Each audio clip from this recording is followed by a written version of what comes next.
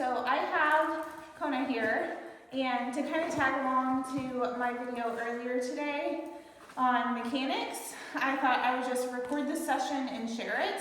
So he is at the point where he kind of has an idea of his obedience commands with a lure pretty well, even around some mild distractions.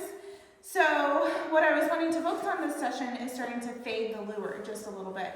And this is why mechanics are so important, because if we get a little sloppy during this part of it, then we can have a hard time of getting our dog responding to our verbal cues or verbal commands. They will just want to follow that lure, that hand lure, even if you don't have food in your hands and you just have an empty lure.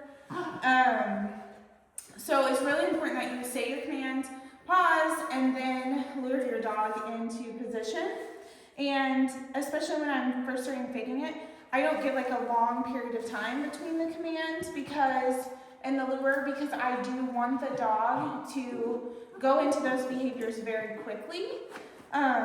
So I will help them out, but I do want a little bit of a pause there. And when you're working with your own dog, it's okay to give a little bit longer of a pause, just because it is easier to do that.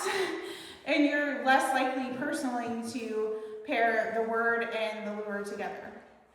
So I'll show you an example of each. So what I mean by this is, if I am going to lure my dog into a down, when I say pairing them together, if you're going down and luring at the same time that you are moving your hand, your dog is mostly focused on that food. Think of it like this, if you are going somewhere and you're in a car and you don't know where you're going, and you are following the car in front of you, and your entire focus is on staying right with that car and not losing it. So when you get there, you don't really know how you got there, because all of your focus was on just staying right with that car, just like the dog was trying to stay right with the treat.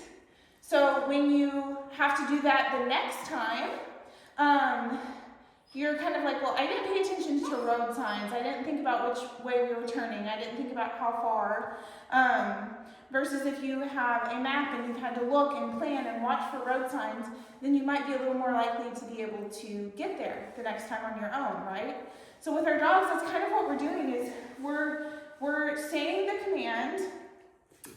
He's I'm already guessing. Down. And he's just going to beat me to it. He's going to make me look like I'm crazy, like we haven't done this. Or we've done this a whole bunch, but we haven't. He's I just know what you're about to do. I'm going to stand up and see if that helps. Sit. Good. Down. Good.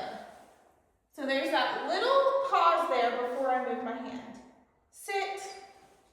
Good. Very nice, buddy. Down. Good. He beat me to it. He's doing very good. Sit. Good. Down. Good boy. You've got that. Sit. Good. Down. Good. Sit. Good. Down. Good. Yes. Yes. Kona. Sit. Good. Down. Good boy. That's it. So what happens is exactly what he's doing right now. After they do it several times and they have those reps in, then they start anticipating, every time I hear a down, the next thing that happens is she lures me into a down.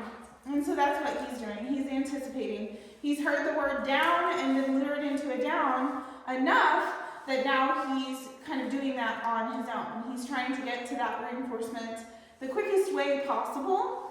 And so he doesn't really need that help with the lure, but even watching the down to the sit, that one is a little bit harder for him right now. And so I am having to go ahead and use that lure. And I just pause for a second. It's like not a long period of time. I don't want to build a lot of frustration into my obedience behaviors. So I won't just sit there and stare at them forever, but I do try to make sure that I have that slight pause in there. So I hope that helps.